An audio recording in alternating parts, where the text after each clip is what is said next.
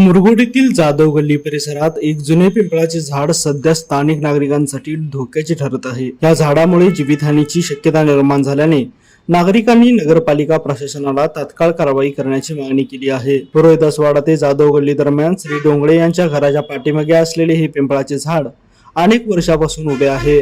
मात्र आता त्याचा विस्तार मोठ्या प्रमाणात वाढला असून झाडाच्या मुळांनी आजूबाजूच्या घराच्या भिंतींना तडे गेले आहेत। तसेच झाडांच्या फांद्या उंच वाढून त्या वारंवार घरांच्या छपरावर पडत असून नुकसान होत आहे।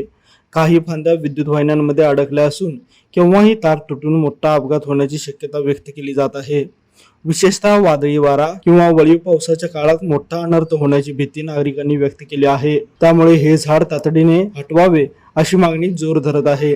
याबाबत प्रकाश कापसे, मानसिंग गोदडे, सुदर्शन डोंगळे, धनाजी गोदडे, जयवंत पाटील, रंगराव भोसले, कुशिकेश सोरटे आदी नागरिकांनी निवेदन देत प्रशासनाला इशारा दिला आहे की वेळेत कारवाई न झाल्यास आंदोलन छेडले जाईल। त्यामुळे सगळ्या घराच्या भिंती घुसल्या, त्यामुळे घरं पडण्याची शक्यता आहे। त्याचबरोबर ह्या विद्युत लाईनी कधी म्हणजे शॉर्ट सर्किट होऊन कधी हे होईल, माकडांच्या उड्या मारण्याने किंवा ह्या वीज व्हायला लागली किंवा वारं व्हायला लागलं तर ते झाडं पूर्ण हलत आहेत। आमच्या जनावरांच्या गोठ्यावर कितीतरी वेळा हे ढांपी पडून पत्रा फुटलाय, तरी पण कोण काही लक्ष दिलं नाही।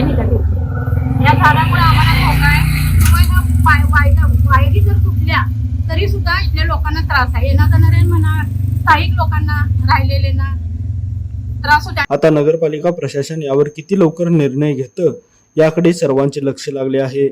लाईव्ह मराठी न्यूज साठी मुरगुडहून सर्जेराव भाट।